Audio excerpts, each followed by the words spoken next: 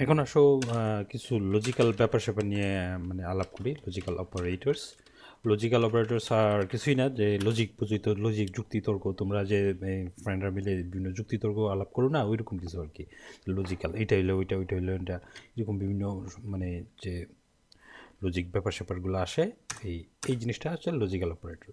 তো logical operator এখানে আমরা যে জাভাস্ক্রিপ্টে বেশিরভাগ ক্ষেত্রে আমরা যে জিনিসগুলো মানে আমাদের কাজে লাগবে বা কাজ করবে, এগুলো হচ্ছে অ্যান্ড, তারপরে হচ্ছে অর, এরপরে হচ্ছে নট।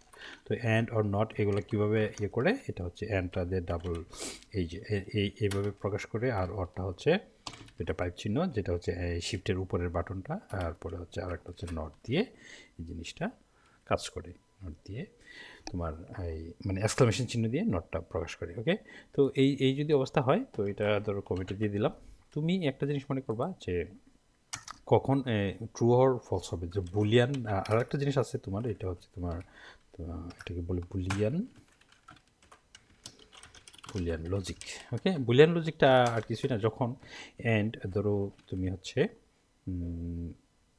মানে হচ্ছে ধরো ট্রু অ্যান্ড অ্যান্ড ট্রু, তাহলে কি হবে, ট্রু হবে। ওকে, আবার যদি এন মানে এন তো বুঝোই, এইটা এবং এটা দুইটা যদি ট্রু হয়, তাহলে জিনিসটা হবে ট্রু। আবার মনে করি যে ট্রু অ্যান্ড ফলস, তাহলে কি হবে, ফলস হবে। কেন? কারণ হচ্ছে এইটা সঠিক এবং এটা সঠিক না, দুইটা মিল কি হবে, কোনোটাই সঠিক না, বিষয়টা এরকম আর কি। আচ্ছা, তার মানে দুইটাই সঠিক হইতে হবে, আর যদি দুইটা সঠিক হয় সেক্ষেত্রে হচ্ছে ট্রু। ওকে, মানে ট্রু অ্যান্ড ট্রু এই দুইটা মিলে ট্রু, আবার ট্রু অ্যান্ড ফলস মিলে কি হবে, ফলস হবে। ওকে, আবার ফলস ট্রু মানে ফলস অ্যান্ড ট্রু মিলেও এই ফলসই হবে। ওকে, আরেকটা আসে অরের ক্ষেত্রে যে জিনিসটা হবে, ধরো অর যদি দাও, অর অ্যান্ড মানে ট্রু অর ট্রু, তাহলে কী হবে, ট্রু হবে। ওকে, আবার তুমি যদি এরকম দাও ট্রু অর ফলস, তাহলে কী হবে বলো, এটার মানটা হবে, যদি কোনো একটা কিছুর মানে আউটপুট যদি ট্রু হয় এবং এবং না, এখানে হচ্ছে অথবা আরেকটার মান যদি ফলস হয়, তার মানে যে কোনো একটা তোমার ট্রু হইলেই জিনিসটা ট্রু হয়ে যাবে। আন্ডারস্ট্যান্ড? আবার যদি এরকম হয় যে ফলস অথবা ফলস, তার মানে দুটাই ফলস, অতএব রেজাল্টও কী হবে, ফলসই হবে। জাস্ট এইটা হচ্ছে বুলিয়ান লজিক। সো এই জিনিসটাও আমি করে দিলাম। সবচেয়ে ভালো হয় যে একটা উদাহরণ দিয়ে যদি আমরা শিখি, তাহলে জিনিসটা তোমার জন্য ক্লিয়ার হয়ে যাবে। তো এই বিষয়টা ক্লিয়ার করে ফেলি। ধরো তোমার মানে 18 বছর হইলে তোমার হচ্ছে তুমি জাতীয় পরিচয়পত্র পাবা, আর না হলে পাবা না, ঠিক আছে? ওকে, তাহলে তুমি লেখো যে কনস্ট ইকুয়াল টু, হ্যাঁ, হচ্ছে get N ID, get N ID হচ্ছে 18। তো 18 বছর বয়স হলে গেট এনআইডি 18 তুমি লিখলা, তারপরে হচ্ছে আর মানে এটা হচ্ছে 18 বছর হইলে তুমি গেট এনআইডি, এটা তুমি পাবা। আচ্ছা, লিখো 18, অসুবিধা নেই। This is true. আর মানে আমি বললাম যে হ্যাঁ, গেট এনআইডি ট্রু দিলাম। ওকে, আমি সংখ্যা না দিয়ে ট্রু দিলাম, মানে আমি যেহেতু আমরা বুলিয়ান লজিক ব্যাপার স্যাপার আলাপ করতেছি, এই জন্যে গেট এনআইডি ট্রু দিব। ওকে, আচ্ছা, কিন্তু আরেকটা বিষয় আছে, তাহলে তোমার হচ্ছে কি, আরেকটা হচ্ছে তোমার বাংলাদেশে হইতে হবে। ওকে, আদারওয়াইজ তো তুমি এনআইডি পাবে না। তো তুমি লেখো যে ইজ বাংলাদেশি, তো এইটাও তোমার ট্রু হইতে হবে। আনসার। এখন আসো যে তুমি এখন প্রিন্ট করো, কি প্রিন্ট করবা, যে কনসোল লগ, তোমার যদি এরকম হয় কনসোল লগ দাও, যে এটা দাও get NID and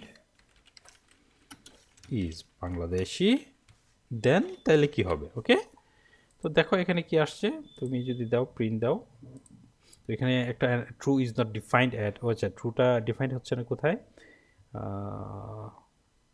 get NID এটা হচ্ছে ট্রু। ওকে, আমি তো জানোই তো এটা হচ্ছে কেস সেন্সিটিভ, আমি সব বড় হাতে লিখছি ক্যাপিটাল লেটারে, দেন এই জিনিসটা হয়েছে। তো দেখো যে গেট এনআইডি, অর্থাৎ তোমার যদি, অর্থাৎ তোমার ধরো এনআইডি আছে, মানে 18 বছর বয়স হয়েছে, এই জন্য গেট এনআইডি পাইছো, এটা হচ্ছে ট্রু।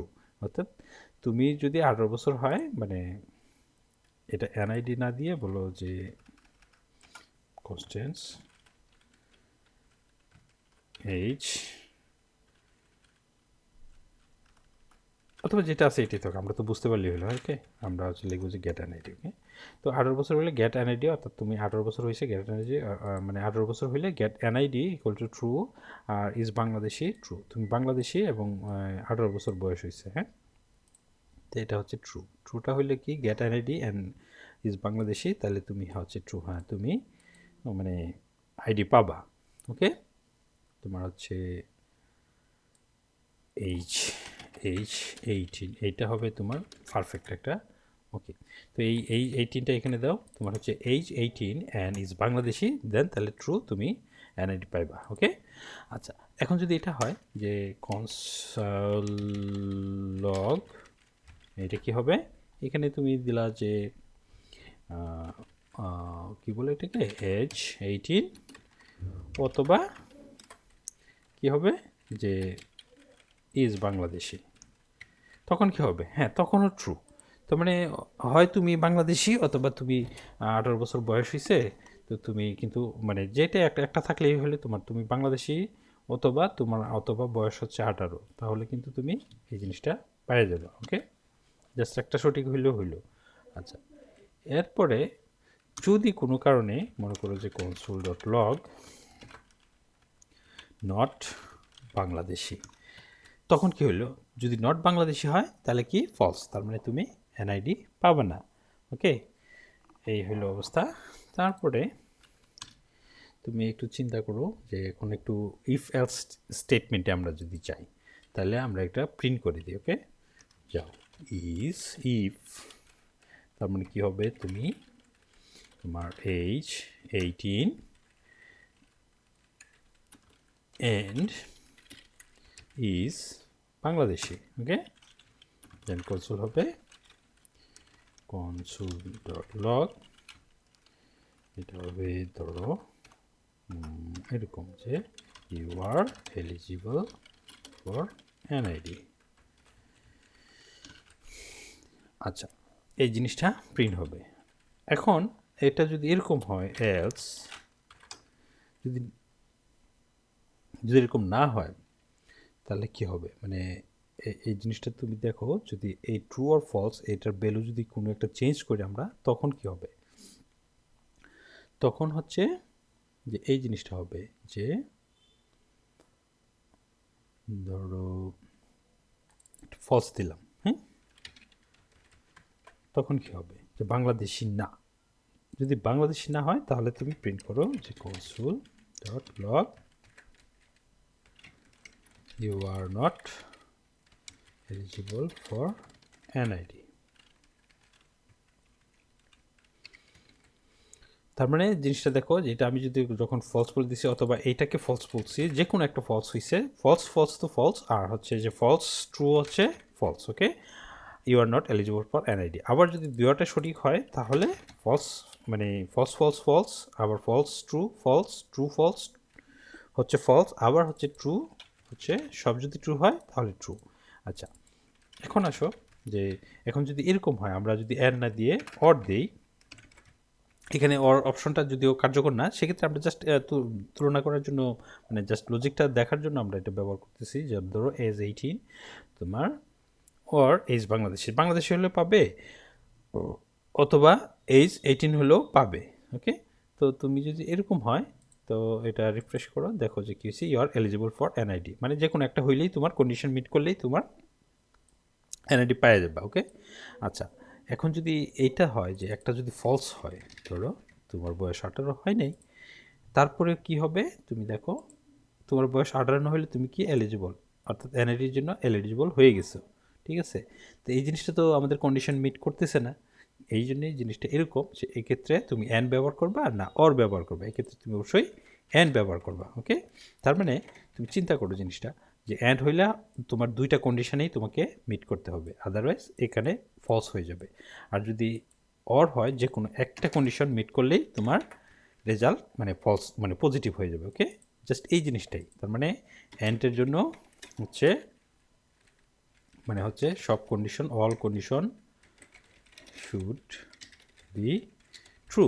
ওকে, আবার যদি তুমি ট্রু করতে চাও তাহলে সবগুলো কন্ডিশন ট্রু হইতে হবে। আর যদি একটাও তোমার মানে ফলস হয় তাহলে জিনিসটা পুরো রেজাল্টটাই তোমার ফলস হয়ে যাবে। ওকে, আর ওরের ক্ষেত্রে যে কোনো একটা কন্ডিশন তোমার মিট হলেই মানে তোমার হয়ে যাচ্ছে। তার মানে ওরের ক্ষেত্রে যে জিনিসটা হচ্ছে single condition should be true. তার মানে তোমার একটা সিঙ্গল কন্ডিশন যদি ট্রু হয় তাহলেই পুরো রেজাল্টটা তোমার মানে তোমার মানে তোমার যদি রেজাল্টটা ট্রু বানাইতে চাও তাহলে যে কোনো একটা single condition should be true হইতে হবে অরের ক্ষেত্রে। আর যে কোনো অ্যান্ডের ক্ষেত্রে তুমি যদি মানে লজিকটা এইভাবে চিন্তা করো, অ্যান্ডের ক্ষেত্রে সবগুলা কন্ডিশন ট্রু হইলেই মাত্র তোমার রেজাল্টটা ট্রু হবে। ওকে, এটাই হলো তোমার কি বলে বুলিয়ান লজিক এবং এই মানে লজিক্যাল অপারেটরসের ব্যাপার স্যাপার। তো তুমি এই জিনিসটা নিয়ে আরেকটু নাড়াচাড়া করো, তুমি নিজে নিজে একটু ট্রাই করো, আর অবশ্যই এগুলা প্র্যাকটিস করবা। প্র্যাকটিস না করলে মানে তুমি কখনো এই জিনিসগুলো ক্যাপচার করতে পারবে না। ওকে।